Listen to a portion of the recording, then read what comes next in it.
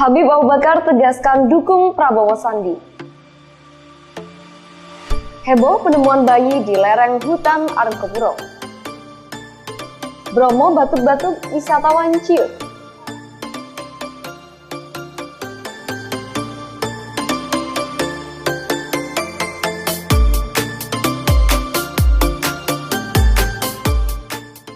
Assalamualaikum pemirsa, selain ketiga informasi tadi, sejumlah informasi dari Pasuruan dan sekitarnya telah dipersiapkan tim redaksi. Bersama saya Hilda Soliha, inilah Warmos Pekan selengkapnya.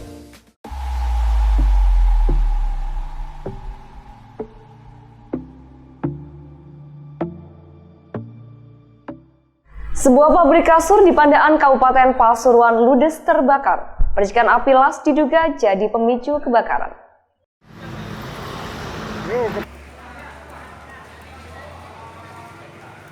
Sebuah pabrik kasur di Pandaan, Kabupaten Pasuruan ludes terbakar. Percikan api las diduga jadi pemicu kebakaran. Pabrik di Jalan Bypass termasuk berada di Desa Karangjati, Kecamatan Pandaan tersebut terlihat menyisakan tumpukan puing. Sejumlah mesin bahkan sebuah truk ludes setelah dilahap api. Kapolsek Pandaan, Kompol Ahmad menjelaskan, api sempat membuat panik karyawan.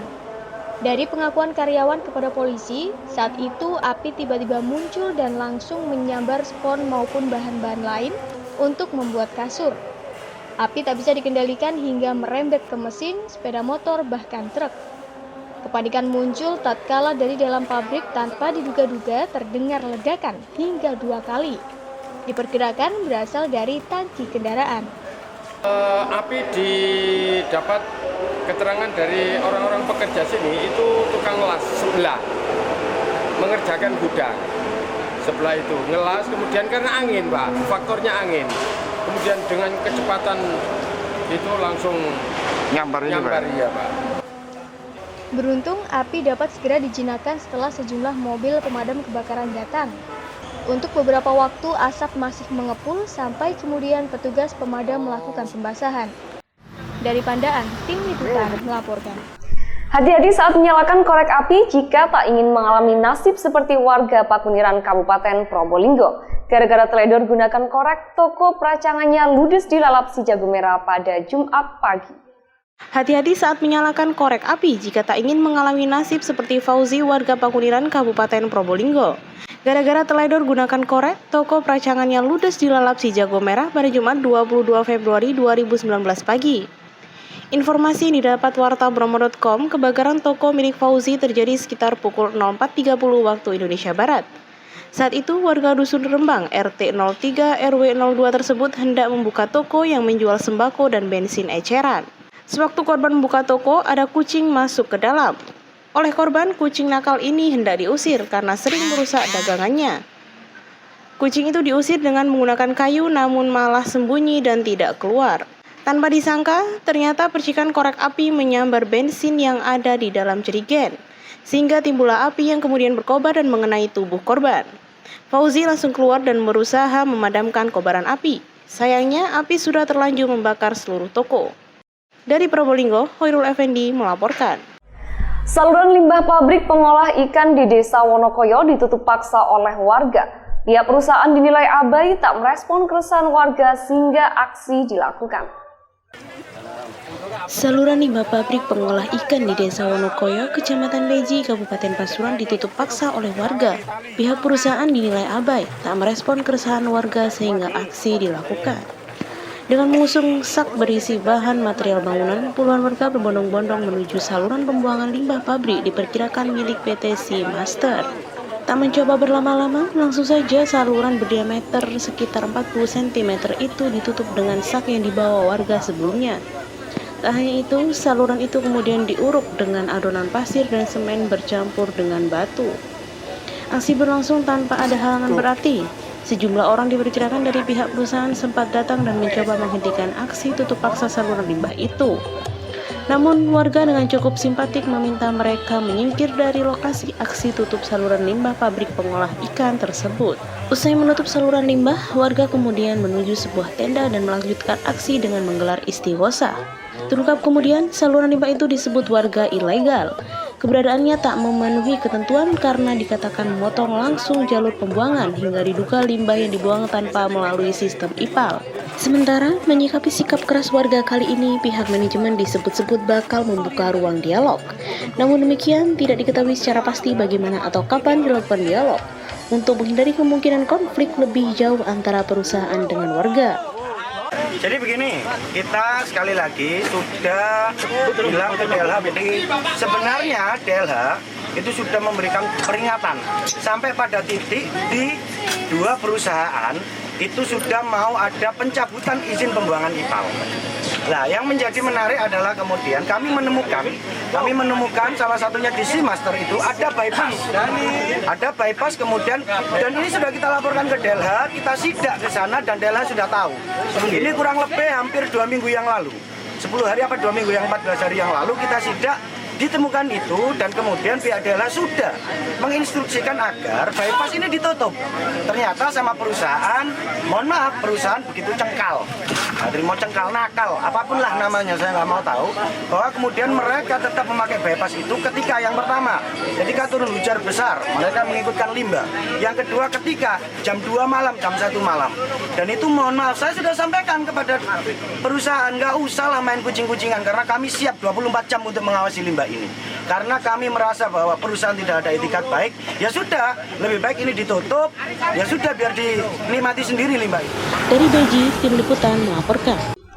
Seorang bayi ditemukan di tengah hutan lereng Gunung Arkopuro. Diduga ibu kandung bayi tersebut merupakan perempuan yang mengaku menemukan bayi.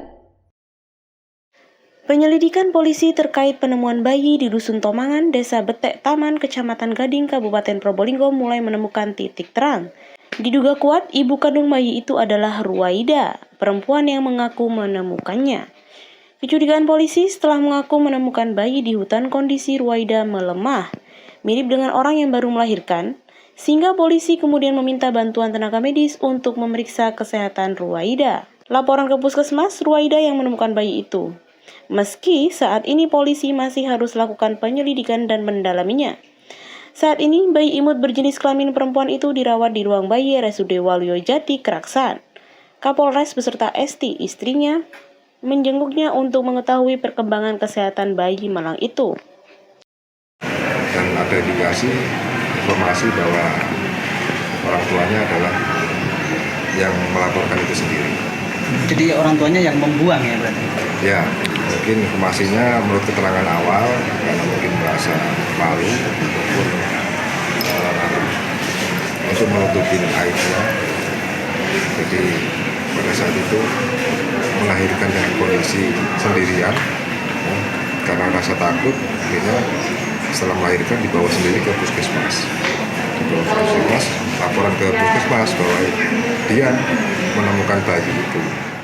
Dari Probolinggo, Khairul Effendi melaporkan.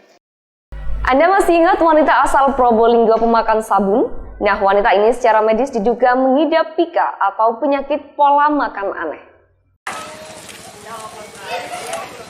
Kebiasaan Barokatul Hosiah, wanita pemakan sabun di Probolinggo secara medis sangat membahayakan.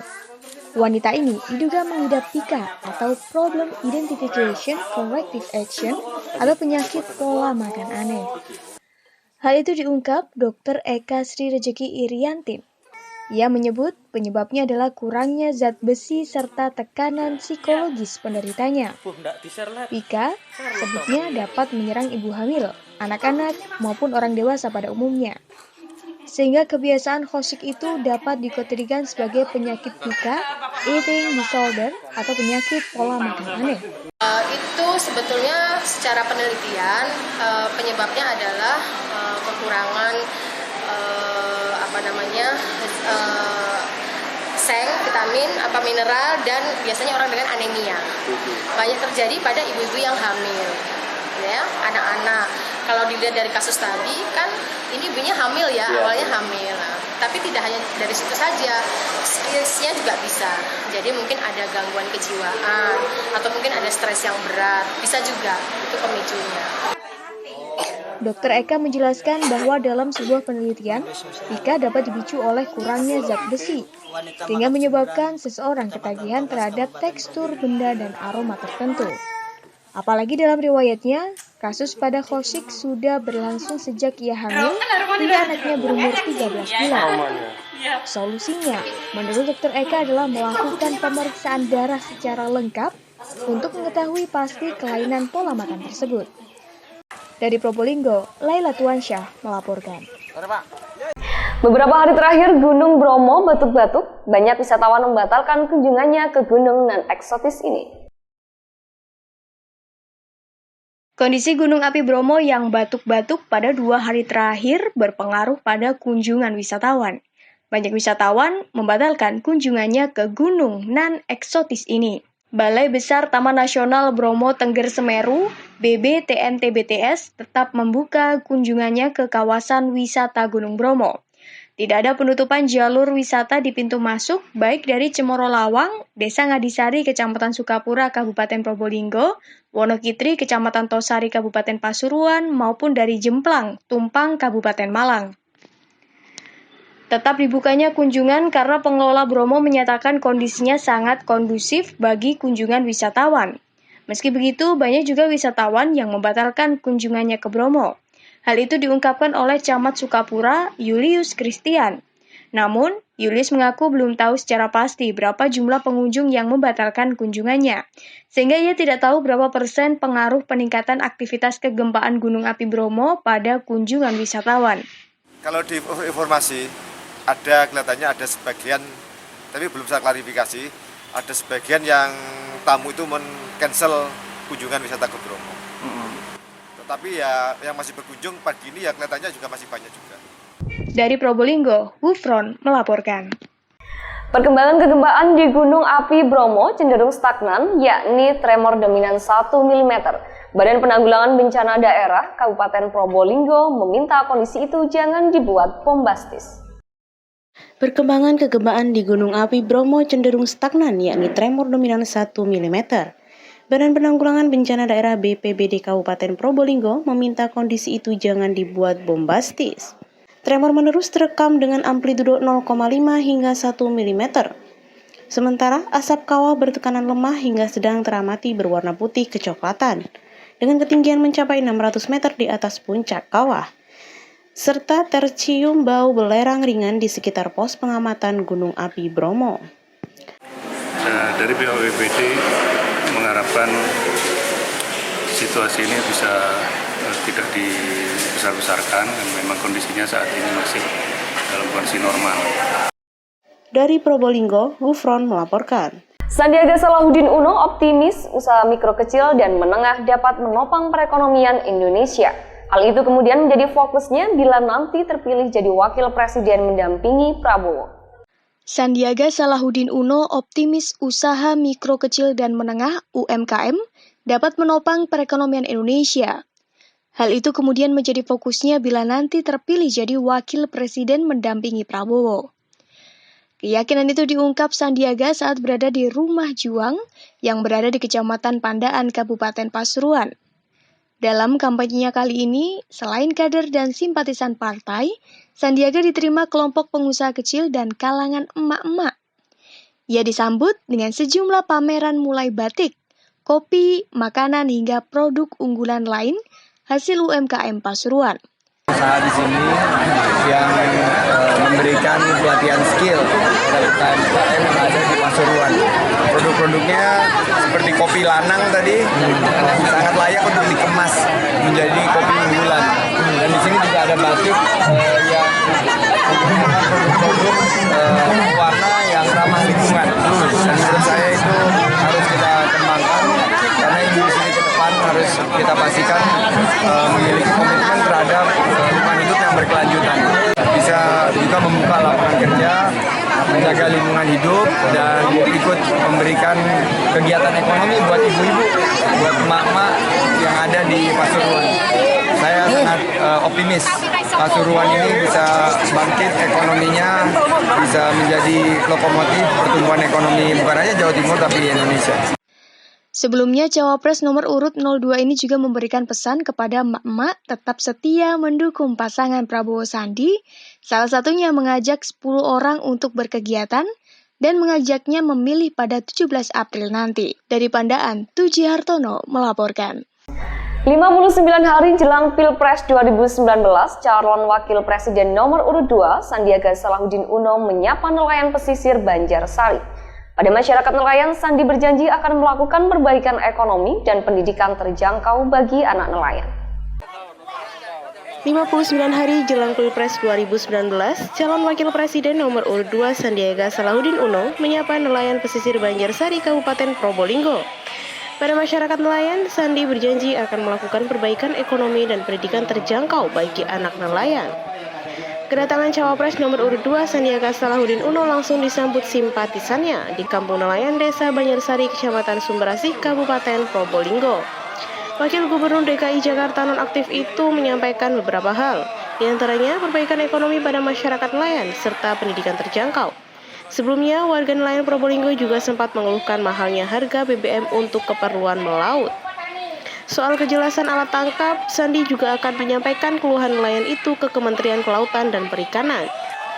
Selain berjanji melakukan perbaikan ekonomi nelayan, pasangan calon Presiden Prabowo Subianto ini juga akan memberikan paket pendidikan terjangkau, utamanya bagi masyarakat nelayan serta anak yatim piatu.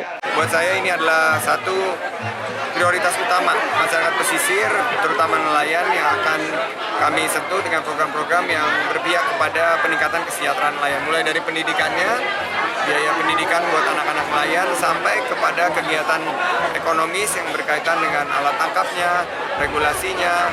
Juga kita harapkan nanti mereka mendapatkan pasokan solar yang cukup dan harga dari rajungan dan hasil tangkapan mereka yang lebih layak. Itu yang menjadi prioritas yang akan diperjuangkan oleh Prabowo Sandi. Ia optimis mampu mendulang suara sebanyak mungkin dan menjadi pemenang dalam Pilpres 2019 mendatang. Dari Probolinggo, Lailatu Arsyah melaporkan. Wakil Rois Surya PCNU Kabupaten Pasuruan, Habib Abu Bakar Assegaf tegaskan mendukung pasangan Capres-Cawapres Prabowo Sandi. Kepastian ini diungkapkan di hadapan Sandiaga Uno dan pendukungnya. Anak yang hadir di sini siap memenangkan Bapak Prabowo Sandi. Siap memilih Bapak Prabowo Sandi. Wakil Rois Syuriah PCNU Kabupaten Pasuruan Habib Abu Bakar Assegaf tegaskan pilihannya mendukung pasangan Capres-Cawapres Prabowo Sandi. Sikap ini ditegaskan di depan Sandiaga dan pendukung Prabowo Sandi di Pasuruan. Dalam sambutan tersebut, Habib Abu Bakar meminta agar pendukung dan simpatisan tetap menghormati perbedaan pilihan, terutama yang telah diputuskan oleh para Habib dan Kiai dalam Pilpres mendatang. Dirinya pun mengajak agar semua pihak menjaga pemilu supaya berlangsung aman, serta merajut tali ukhuwah dalam perbedaan sikap politik menghadapi Pilpres 2019. Sebagai tokoh NU di Pasuruan, Habib Abu Bakar Assegaf sempat melakukan klarifikasi atas sikap politik yang diambil oleh para tokoh NU, Kiai, dan Habaib. Melalui itikaf masyayikh se-Pasuruan Raya, saat itu para tokoh Rois Syuriah dan Ketua PCNU Kabupaten Pasuruan mengaku menautkan dukungannya ke pasangan Jokowi Ma'ruf Amin. Melalui cuitan di akun Twitter pribadinya, Habib Abu Bakar menegaskan jika sikap yang diambil sebagian besar Kiai dan Habaib di Pasuruan tersebut merupakan sikap pribadi, bukan sikap resmi PCNU Pasuruan. Dari Pasuruan, tim liputan melaporkan. Perang hoaks di dunia maya menjelang pemilu semakin kencang. Kondisi itu membuat santri Ponpes Zainul Hasan Genggong tergerak mendeklarasikan anti-hoaks dan mendukung pemilu damai. Perang hoaks atau berita palsu di dunia maya menjelang pemilu semakin kencang. Kondisi ini membuat santri Ponpes Zainul Hasan Genggong tergerak mendeklarasikan anti-hoaks dan mendukung pemilu damai. Ratusan santri Ponpes Zainul Hasan Genggong mendeklarasikan anti-hoaks sekaligus mendukung pemilu damai jelang Pileg dan Pilpres 2019 di halaman Asrama Hafsawati Jumat sore. Aksi itu dilakukan karena santri risih dengan maraknya hoaks beredar di dunia maya hingga meresahkan masyarakat Indonesia. Aksi diawali dengan tausiah tentang berita hoaks dari Kiai Haji Muhammad Haris Damanhuri Romli, salah satu pengasuh Ponpes Zainul Hasan. Ditegaskan hoaks hukumnya dosa besar setara dengan fitnah. Usai mendengarkan tausiah, para santri kemudian memekikkan yel-yel anti-hoaks.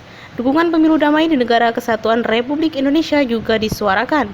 Deklarasi itu diakhiri dengan penandatanganan dukungan anti-hoax. Kiai Haji Muhammad Haris Damanhuri Romli menuturkan salah satu upaya menetralisir berita palsu adalah dengan tabayun, dengan mencari sumber asli dan filterisasi terhadap semua berita yang didapat. Hal utama lain memperbanyak tali silaturahmi. Selain tidak langsung berburu sangka terhadap sebuah informasi yang diterima, santri didorong untuk selalu berprasangka baik. Tokoh bangsa juga diimbau bersama-sama berbuat sesuatu untuk bangsa Indonesia, bukan untuk golongan tertentu. Menurutnya, kepentingan bangsa harus menjadi yang utama. Dan harapannya, karena kita berharap mereka ini adalah masa depan. Mereka adalah pemuda yang kita harapkan menjadi orang-orang yang punya mindset yang baik. Penanamannya dari sinilah. Kalau mereka rusak dari sekarang, maka apa jadinya bangsa kita? Cukuplah kita ini yang tua-tua yang sudah ribut-ribut, yang muda-muda jangan. Makanya penekanan kita tanamkan kepada mereka sejak dini bahwa pentingnya berpikir positif dalam segala hal itu adalah yang utama. Dari Probolinggo, Sundaria Diwardana melaporkan. Polres Probolinggo bersama Pokja jurnalis Kraksan bersih-bersih sampah di Pantai Duta, Desa Randutatah, Kecamatan Paiton. Aksi ini bagian dari kampanye mengedukasi pengunjung dan masyarakat untuk menjaga kebersihan lingkungan. Polres Probolinggo bersama Pokja jurnalis Keraksaan bersih-bersih sampah di Pantai Duta, Desa Randutatah, Kecamatan Paiton. Aksi ini bagian dari kampanye mengedukasi pengunjung dan masyarakat untuk menjaga kebersihan lingkungan. Berbekal sarung tangan, sapu, dan tempat sampah, jurnalis bergabung dengan anggota Polres, Bayangkari, dan warga sekitar memunguti sampah. Sepanjang garis panjang tak luput dari operasi semut ini. Kami harapkan adalah aksi ini bisa menggugah masyarakat, masyarakat sekitar, pengunjung untuk hidup dengan pola sehat. Artinya ketika berkunjung ke tempat wisata, mereka mau mengambil sampah ataupun membuang sampah yang dihasilkan oleh mereka ke tempat sampah yang telah disediakan. Setidaknya ada 250 orang terlibat dalam kegiatan untuk memperingati Hari Peduli Sampah Nasional 2019. Titik lokasi dipilih karena dalam akhir-akhir ini banyak sampah berserakan di Pantai Duta, baik sampah yang dibuang pengunjung maupun sampah kiriman yang terbawa arus laut.